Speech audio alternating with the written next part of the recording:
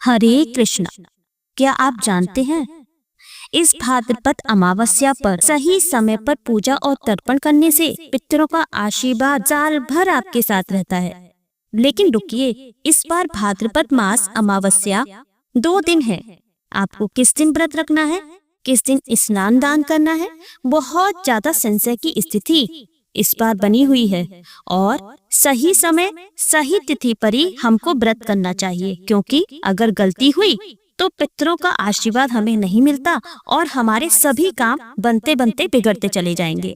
इसलिए पूरा वीडियो देखिए, क्योंकि आज की वीडियो में हम आपको अमावस्या तिथि, सारे शुभ मुहूर्त और पूजा का सही तरीका बताएंगे।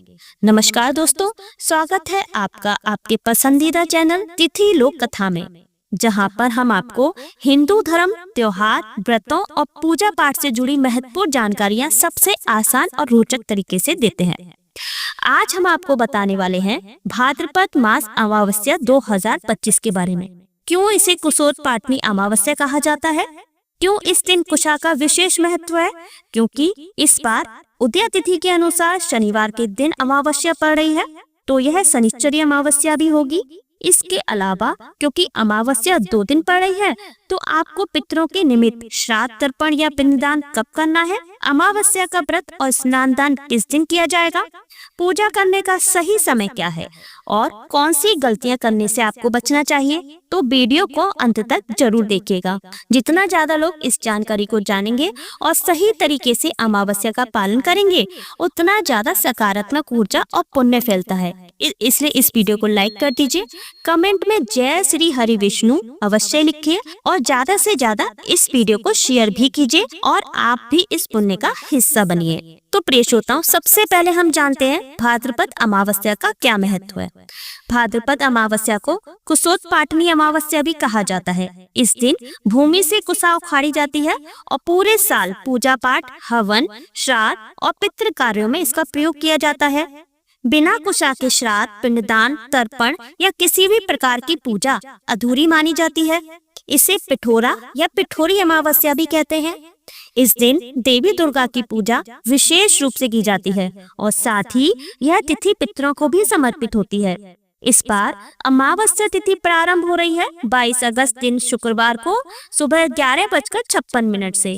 अमावस्या तिथि शुक्रवार को पूरा दिन और पूरी रात रहेगी और 23 अगस्त शनिवार को सुबह 11:35 पर तिथि समाप्त हो जाएगी। अमावस्या तिथि में सुबह के अलावा शाम के समय भी विशेष पूजा की जाती है, दीपदान किया जाता है। तो ऐसे में इस बार 22 अगस्त शुक्रवार को अमावस्या का व्रत रखा जाएगा और सुबह और शाम की पूजा इसी दिन की जाएगी।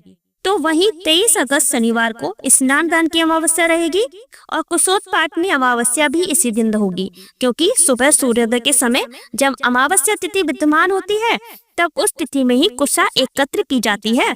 और इस बार 22 अगस्त शुक्रवार को सूर्योदय सुबह 6:09 पर और सूर्यास्त शाम 6:49 पर होगा। व्रत ब्रह्म मुहूर्त से ही प्रारंभ हो जाएगा और ब्रह्म मुहूर्त सुबह 4:33 से 5:21 तक रहेगा, क्योंकि पितरों के निमित्त श्राद्ध तर्पण आदि दोपहर के समय किए जाते हैं। तो दोपहर 12:01 से 1:45 के बीच में भी आप इस दिन पितरों के निमित्त पिंडदान, श्राद्ध आदि कार्य कर सकते हैं। राहु काल सुबह 10:30 बजे से लेकर दोपहर 12 बजे तक रहेगा। राहु केतु ग्रह की शांति के लिए इस दिन आप दान दे सकते हैं। दान तो आप अमावस्या का आप दोनों ही दिन दे सकते हैं और इस दिन आप सुबह की पूजा सुबह 4:48 से 5:54 के बीच में कर सकते हैं। तो वहीं शाम की पूजा गोधूली मुहूर्त यानी कि शाम 6:53 से शाम 7:15 तक कर सकते हैं। इसके अलावा रात 8 बजे तक भी शाम की पूजा और दीपदान किया जाएगा। अब जानते हैं 23 अगस्त शनिवार के शुभ मुहूर्त के बारे में। तो इस दिन ब्रह्म मुहूर्त, जो कि सुबह स्नान के लिए, मंत्र जाप के लिए उत्तम है, जो कि रहेगा 4:34 से 5:22 तक। सूर्योदय सुबह 6:10 तक रहेगा। इस समय तक भी आप स्नान कर सकते हैं और सूर्यास्त का समय रहेगा शाम 6:48 पर। प्रातःकाल पूजा आप सुबह 4:48 से 5:55 के बीच में कर सकते हैं। इस दिन राहु काल सुबह 9 बजे से 10:30 बजे तक रहेगा। शास्त्रों में कहा गया है भगवान की पूजा और दान आदि कर्म के समय हाथ में कुश अवश्य होनी चाहिए, अन्यथा पूजा और कर्मों का संपूर्ण फल प्राप्त नहीं होता। और शास्त्रीय मान्यताओं के अनुसार कुष्ठ ग्रहणी अमावस्या के दिन प्रातः काल को सूर्योदय के समय पूर्व या उत्तर दिशा की ओर मुंह करके आप बैठकर ओम हुम फट मंत्र बोलते हुए भूमि से कुशा उखाड़ लीजिए। ऐसा विधान शास्त्रों में बताया गया है। अमावस्या तिथि पर पितरों की पूजा करने, उनके निमित्त दान तर्पण आदि करने के अलावा कुत्ते, गाय, कौवे और चींटियों के लिए भोजन निकालना चाहिए और मछलियों को भी आटे की गोलियां खिलानी चाहिए। इस दिन तामसिक चीजों का सेवन नहीं करना चाहिए। शाम के समय अपने घर के मुख्य द्वार पर और आसपास शनिदेव के मंदिर में पीपल के पेड़ के नीचे एक दिया अवश्य जलाएं। तो यह थी आज की जानकारी।